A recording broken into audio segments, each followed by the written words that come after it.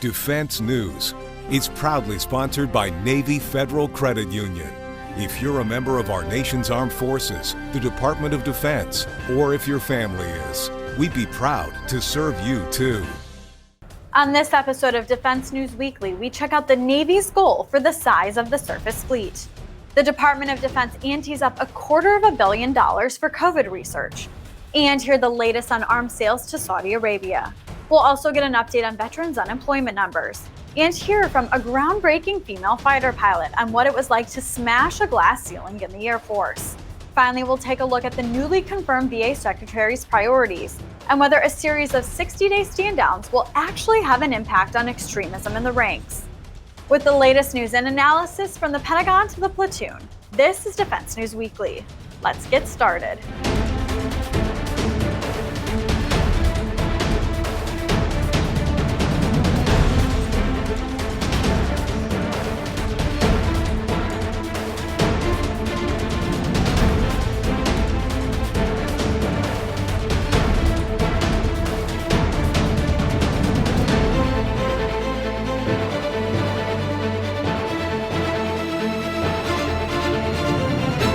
Welcome back to Defense News Weekly. I'm Andrea Scott. It's another full week here on the show, so let's jump right in with some insight from the fleet. The Navy is constantly evaluating its goals for how many ships it keeps on the water, weighing everything from strategic posture to the cost of construction and maintenance. For a look at how the Navy chose its fleet size, Defense News' Daniel WOOLFOLK has more. At the end of the Obama administration, the Secretary of the Navy, Ray Mabus, met a lofty fleet size goal that's being pursued to this day. In this week's Actionable Intelligence, Defense News' Aaron Mehta speaks to naval warfare reporter David Larder about why and how the Navy is moving to a 355-ship fleet. All right, well, Dave, thanks for joining us to talk about the Navy. I know it's something you hate doing. Look, one of the biggest things with the Navy is dealing with the question of fleet size. This is an ancient issue, but it's kind of taken on extra energy the last couple of years. Walk us through how we got to the point where a 355-ship Navy is a legal requirement from Congress. So during the Obama administration, the Navy had come down from its post-Cold War high of about 600 ships to just under 280. And that turned out to be way too few ships. And the reason they got there is they had started trading the number of ships that they had or capacity to fulfill the missions that they were given for high-end capabilities. And when we were the only Navy on Earth, that worked, right? So we didn't really need a high-end next-generation cruiser. It was too expensive. We didn't really need this stealth destroyer. It had a mission that we didn't think we needed anymore.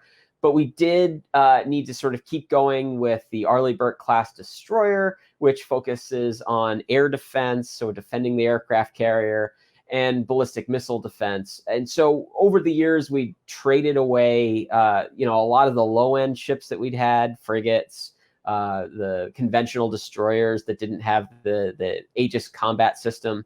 And we'd use that to invest in, these high-end capabilities, the Seawolf submarine followed by the Virginia class submarine. That became unsustainable. And it became very clear it was unsustainable in the Obama administration when the Navy was being pushed well beyond its current limits and capacity. They had ships going out on 9-10-month deployments, and the maintenance cycles were broken. These ships need to go out, deploy, come back, and then go into deep maintenance like any car or any machinery that it needs to be worked on and needs to be fixed, needs to be maintained, change the oil, the whole 9 yards before it goes back out. We got way behind on that. So the push at the end of the Obama administration was to really boost the fleet's numbers to start meeting the demand that is placed on the Navy for day-to-day presence. So on his way out the door, Mabus put down a 355-ship Navy plan. Trump had actually run on a 350-ship Navy. And they obviously embraced that. Congress was excited about it. So they put it in a National Defense Authorization Act that is how many ships the Navy must have. One of the things that's been interesting about the Trump administration over its 4 years was how involved at the highest levels the president or national security advisors were getting involved in actual numbers like this.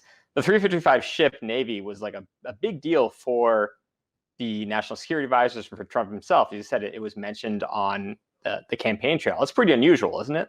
It is. Trump really saw this through the lens of jobs. And I'm not trying to say that he was trying to steer contracts to certain places, but what I am saying is he viewed these things as jobs. I think the Pentagon started getting there as well. They really saw this as a strategic pivot towards sea power.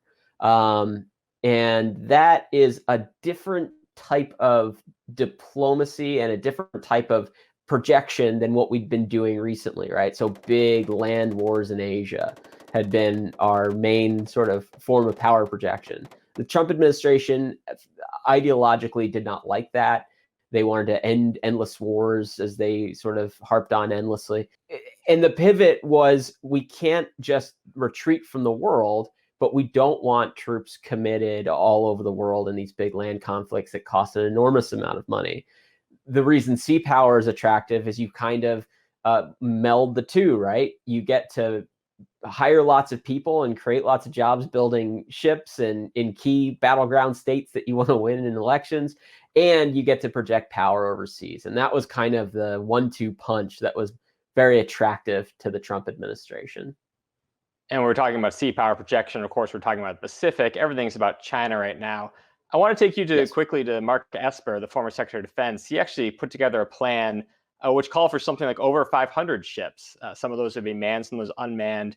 Now that Esper is gone from the administration itself is gone, with the Biden team coming in, what do you think happens to that 500 plus ship plan? Right. So it was always a rhetorical 500 ship Navy. I don't think anyone would count a kind of single purpose unmanned vessel that just goes out into a choke point to do ASW as a ship per se. This past year was a bad year for their unmanned plans. Congress smashed it, smashed their plans into little pieces and told them to sweep up and come back with another one, essentially. Part of that is this large unmanned surface vessel, which was designed to hold missiles and kind of tag along like a faithful wingman with other ships with maybe larger capacity. This would act as an external missile magazine. Congress didn't like that, so basically what they're going to do this year is do a whole year study of how else can we put missile magazines in the fleet. Should we do that on commercial vessels that we've repurposed? Should we do that by throwing them on military Sea Lift Command ships, which has some Geneva Convention sort of downsides to it?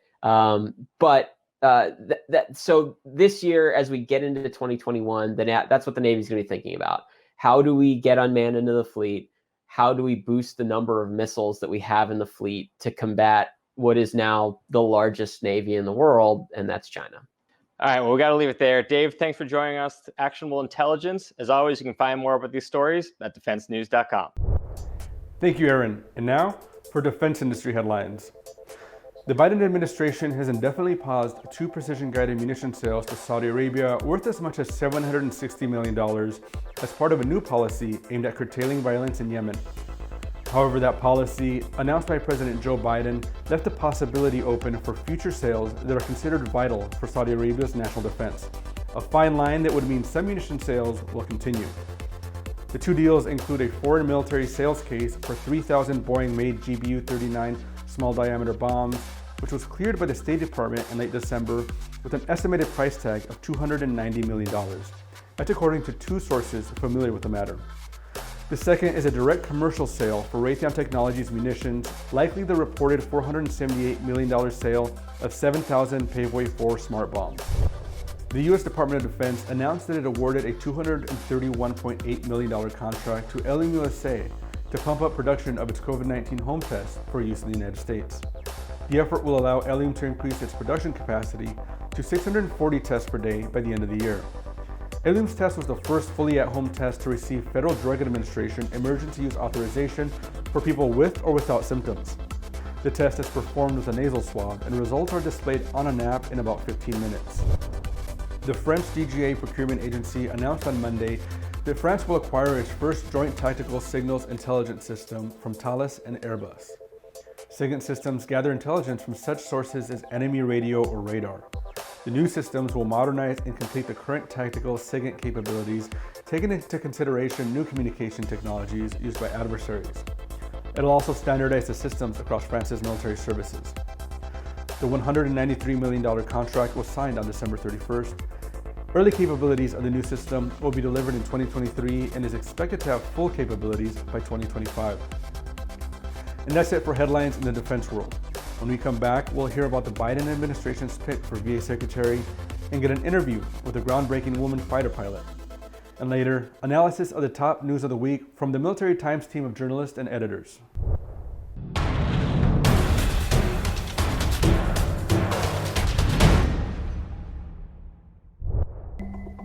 Welcome back. In your military headlines this week, we start with veterans issues. First up, President Joe Biden's pick for VA Secretary, Dennis McDonough, was confirmed early in the week. McDonough became just the second non-veteran to assume the role, following David Shulkin, who served under President Donald Trump.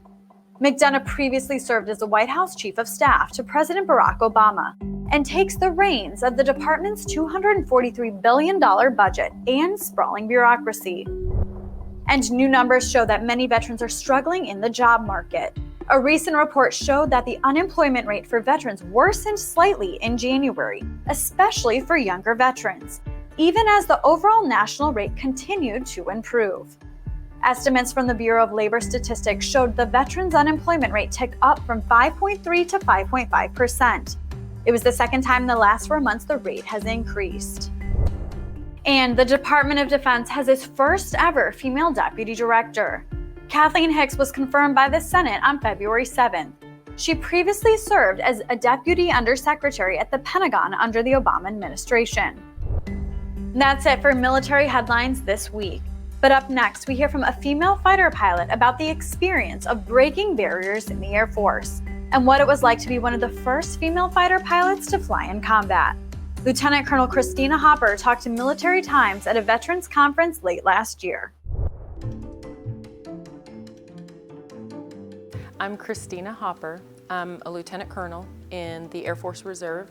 I served 10 years in the active duty, and then I had a 5-year break in service, and I've been serving in the reserve for just a little over 7 years now. I didn't find flying. Flying found me. But once we were married, it was a match made in heaven. Rochelle Kimbrell is the first female, black female fighter pilot to go into combat, but I'm the first one to go into war. I was the first one into Iraqi freedom.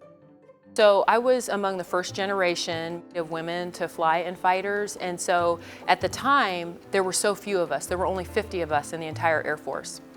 So when I showed up to my first operational assignment, I was the first female to be in that squadron. So we were in Kuwait flying missions into Iraq, and we were there for about 5.5 months. One of my supervisors, whom I deeply respected, pulling me aside when we were about halfway through that deployment, and he said, "Thumper, when they first told me that women were gonna be allowed to fly in combat and to fly in fighters," he said, "I was totally against it." And he said, "But you have changed my mind." And so I definitely see that we are now starting to see more women come through T-38 training to go to fighters. I think as we start to gain more women, we will get some momentum and start to see an exponential growth over time. I give talks on unconscious bias. I think that it's really important for us to approach diversity talks with non-accusation. Because I think when people feel judged, they automatically become defensive. And then they don't hear anything that you say after the judgment. And so what we want to do is get people to understand that we all have unconscious bias. It's a part of humanity. And so if we can then now get to that point where we're all on the same page and acknowledging, okay, yes, I have bias. So now let me dig a little deeper and find out what are my biases so that I can now effectively combat them. When we're looking at it at skill sets and abilities, we should be looking at the whole person. I think that that's what we should be doing in the military, and at least from my local base perspective, that's what I see us doing. Study after study shows that with increased diversity comes increased innovation, increased decision making, and we see that in corporations and companies, it makes them more productive, more prosperous. So we absolutely in the military want that. My first encounter with racism was when I was in kindergarten. My dad was in the Air Force and he was serving overseas with NATO. So we had just moved back. We were in a all-white neighborhood. Ku Klux Klan was very prevalent, the activity there at the time. And my first day of kindergarten, I was ostracized for the color of my skin. And so what I tell people that are struggling, whether it be because they're female or because they're a minority and they're struggling with their identity or they're struggling with how other people treat them and see them, my message to them is other people don't get to determine your worth. That worth is inherent. And so once you realize that, then yes, it hurts when people say unkind things, but it doesn't faze you. It doesn't steal your joy. So that's my advice to them. That's all for your military news this week. When we come back, we'll get tips for military members looking to reduce housing costs.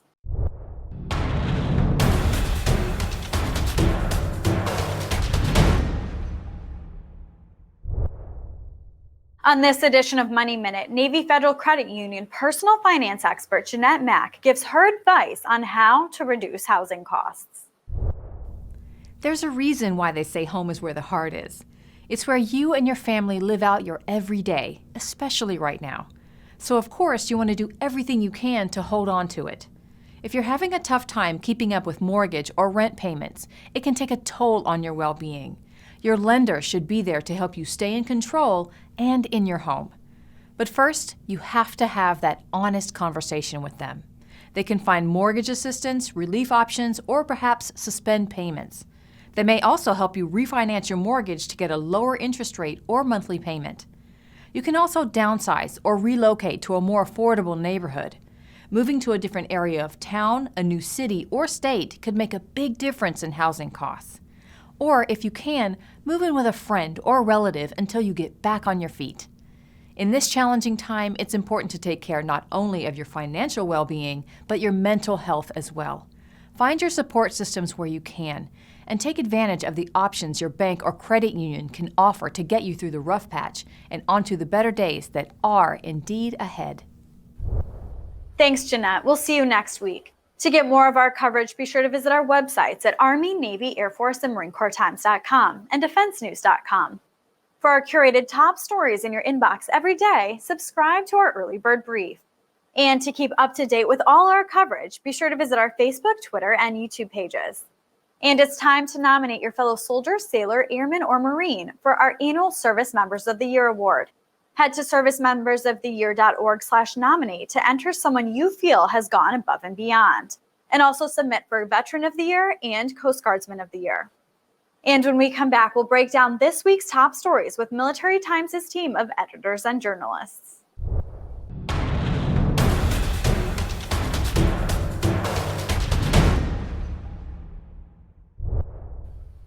A 60-day stand-down to help root out extremism. A review of forces overseas, and more details on what might be to come from the new VA secretary. Military Times' journalists and editors dig into the week's top stories on this week's Reporters Roundtable.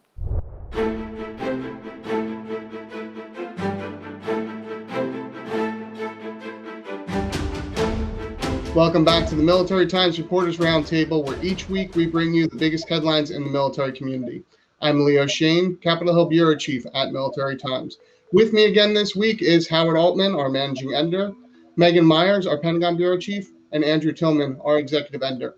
Thank all three of you for coming back again. Megan, I want to start with you because we just got some big news out of the Pentagon, a 60-day stand down to look at extremism in the ranks, ordered by the new Secretary of Defense. What's going on here? Explain what's happening. So this is a response a little bit to the Capitol riots on January 6th, but most of it is because of this ever-growing kind of pile of stories of service members or recent veterans who have gotten involved in extremist groups. So the 60-day stand down isn't really a 2-month stand down. It's sort of a 2-month period where commands can pick a day where they will shut down what they're doing and basically have conversations. It's up to commanders to figure out how they're going to facilitate this, but basically to talk about what they've seen, what they think some of the solutions are, and then to try to collect some data where they can about the instances of extremist activity or extremist rhetoric. Howard, is this going to do anything? There's a lot of skepticism in the ranks. People saying, hey, Top's going to call everybody into a conference room and yell at them for an hour. Everybody signs a sheet and gets sent up the chain with 100% participation. To the point where Pentagon spokesman John Kirby had to address reporters earlier this month and talked about how the Secretary of Defense realizes that this is not a panacea. He said that he realizes that a one-day stand down doesn't solve anything. Yeah, it's really going to be interesting to see just how far down they get and how much of this is just top-level lectures. Andrew, you and I have worked together on the Military Times poll over the last few years where we've asked about this issue of extremism and some of this white supremacist ideology in the ranks. I mean, what do you think they're going to find if they do start to really dig down into these units and ask folks what they're seeing? Well, the results of our reader survey have been pretty consistent over the past several years. About 1 in 3 service members report seeing some signs of extremist behavior in the ranks. That's a voluntary survey. I'm not sure how scientific it is, but I think this is a concern for a lot of service members. And I think the question is, what will the Defense Department be looking for? How will they be defining this? Does someone have to be an office holder in the Proud Boys organization in order to raise a red flag, or can a nasty Facebook post from 6 months ago raise a red flag? I think that they're going to have a tough time defining this, and that'll be really the question as to how far-reaching the impact of this is. I know lawmakers are watching this very closely too, so this really could define the early tenure of Secretary Austin at the Pentagon. Megan, this isn't the only issue that's going on down at the Pentagon here. Talk about some of the other things we've seen from the Biden administration already. So right off the top, in the first few days of the Biden administration, the president overturned President Trump's ban on transgender troops serving in uniform. So that was one of the first things. And then from there, we've seen an end to the U.S.'s helping Saudi Arabia in Yemen and those airstrikes and that sort of like proxy war that we had been involved in. And we've also seen there's going to be a global force posture that's going to decide a review, basically, which is not unlike the one that was done under the Trump administration, kind of looking at where troops are around the world and where they need to be going forward. Right, but the results of this global posture review might be very different than what we saw under the Trump administration, because as we saw, he was talking about moving folks out of Germany, moving folks out of the Pacific, possibly just because of some grudges or because of some things. So, Andrew, I know that's an issue you've watched, especially Eastern Europe, for years. What do we make of this review? I mean, do you think that we'll end up seeing some of the radical suggestions that we saw proposed under the Trump administration? Do you think they'll stay, or do you think maybe we'll see a calming of some of these opinions? Yeah, I think that Trump's order to get so many troops out of Germany is something that was definitely not supported by the senior military leadership. The idea of moving the EUCOM headquarters to Belgium is not something they were really embracing. So I would expect some reversal or backpedaling on that under the Biden administration. But then again, under the Trump administration, they had talked a lot about moving some troops to Poland, which is a perfectly logical thing to do, and the Polish government's very supportive of. So we may see some of those discussions continue, and there may be some shifting from troops to Germany, from Germany over into Poland, nevertheless. Well, with all that Pentagon news, I don't want to leave out the Department of Veterans Affairs, which also got a new secretary in the last few days. Howard, you and I have been tracking a lot about Dennis McDonough. He's the former White House Chief of Staff. Talk a little bit about his background and what he brings to the department. Well, he was Chief of Staff for President Obama during that administration. He becomes only the second VA secretary not to have prior military experience. The former one was David Shulkin. Whether that becomes an issue remains to be seen, because it's a large, massive organization. You have to deal with healthcare veterans as well as their benefits. Under Obama, McDonough had some experience dealing with the aftermath of the 2014 wait time scandal, so he is aware of the bureaucratic challenges. As you well know, this is an organization. It's the $243 billion a year budget, larger than any single service. So well the challenges that presents. Yeah, I found it interesting in what McDonough said so far that he doesn't seem focused on just that interagency cooperation, maybe some of the more boring bureaucratic stuff, but he's really been emphasizing the issues of diversity, the issues of helping more women veterans, that kind of outreach. McDonough said that he's still going to stay focused on the suicide issue, focused on the homeless issue. Plenty of news to follow in VA. So look, we'll be tracking those stories at VA. We'll be tracking the stories down at the Pentagon. Stay tuned to militarytimes.com, and we'll see you next week. And that's all we have time for this week. Please visit us on militarytimes.com and defensenews.com for more coverage. Thanks for joining us, and we'll see you next week.